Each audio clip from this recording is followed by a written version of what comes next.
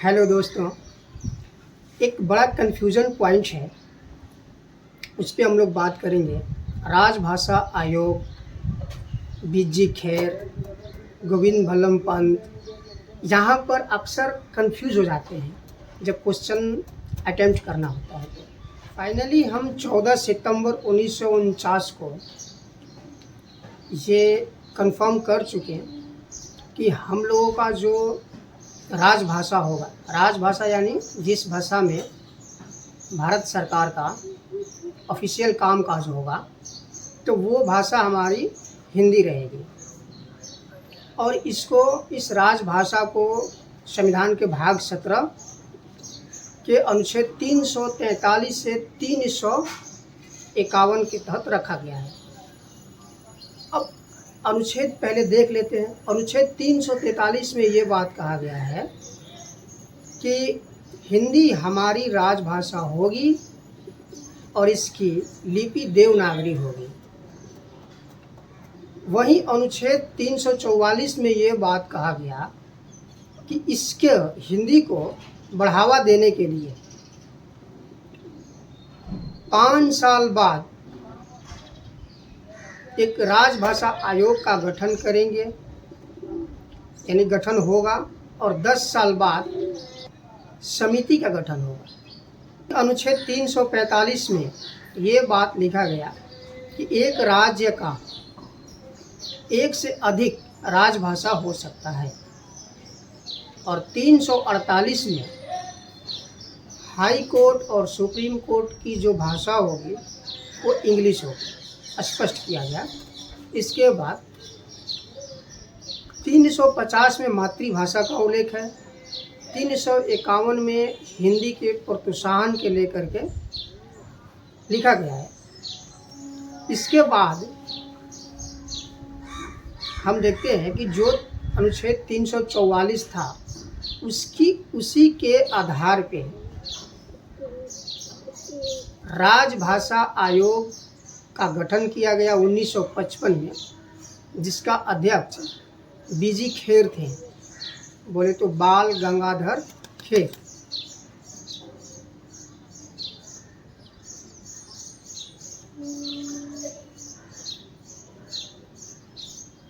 और राजभाषा समिति, इसका गठन 1957 में किया गया। इसका अध्यक्ष गोविंद भल्लम पंत थे। ऐसे याद कर सकते हैं, समिति 57 का है। जब देश आज़ाद हुआ, संविधान लागू हुआ, ये बात उसमें कहा गया कि हम 15 वर्षों तक हिंदी राजभाषा और सहयोगी भाषा इंग्लिश को रखेंगे, यानी हिंदी इंग्लिश दोनों चलेगा 15 साल तक। इसके बाद 15 वर्षों में हम पूरी तरह से हिंदी में कामकाज करेंगे। लेकिन हुआ कि कुछ यूँ कि वो हो नहीं पाया, और 1963 में एक राजभाषा अधिनियम आता है, और 1963 के राजभाषा अधिनियम में यह स्पष्ट किया गया कि नहीं, अभी संभव नहीं है, हिंदी और इंग्लिश दोनों में कामकाज जारी रहेगा। 1963 के राजभाषा अधिनियम को एक बार संशोधित किया गया है, बस 1967 में। इसमें 9 धाराएं हैं। फिर आता है राजभाषा नियम, जो 1976 में आया। एक और समिति बनाया गया, केंद्रीय हिंदी समिति, जिसका अध्यक्ष प्रधानमंत्री होते हैं और उपाध्यक्ष गृह मंत्री। एक समिति है संसदीय राजभाषा समिति, उसका अध्यक्ष गृह मंत्री होते हैं। उसमें 30 सदस्य होते हैं, 20 लोकसभा की और 10 राज्यसभा की। संविधान के 8वीं अनुसूची में 14 राजभाषा की व्याख्या था प्रारंभ में। इसके बाद 15वीं भाषा सिंधी को जोड़ा गया 21वीं संविधान संशोधन से 1967 में, तो 15 हो गए। इसके बाद 71वां संविधान संशोधन 1992 में 3 भाषा को जोड़ा गया, मणिपुरी, कोंकणी जो गोवा की है और नेपाली, तब हो गया 18। इसके बाद 2002 में 92 यानी 92 संविधान संशोधन करके 4 भाषाएं को जोड़ा गया, बोडो, डोगरी, मैथिली और संथाली, जिसे हम बोर्ड मास से याद रखते हैं। और अब हो गए पूरे 22 भाषा। तो अभी वर्तमान में संविधान में 22 भाषाओं का उल्लेख है, जिसमें एक मात्र विदेशी भाषा शामिल है नेपाली, और 22 भाषा में अंग्रेजी शामिल नहीं है। ये ध्यान रखेंगे हम लोग। फाइनली एक बार रिवीजन करते हैं मात्र 1 मिनट में। 14 सितंबर 1949 को अपना हिंदी अपनाया गया। भाग्य 17 में है। अनुच्छेद 343 से 351।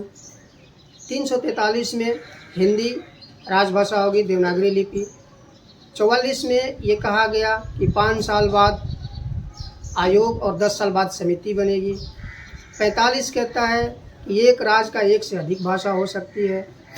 48 कहता है कि हाई कोर्ट और सुप्रीम कोर्ट की जो भाषा होगी वो अंग्रेज़ी होगी। और 350 मातृभाषा का उल्लेख करता है, और 351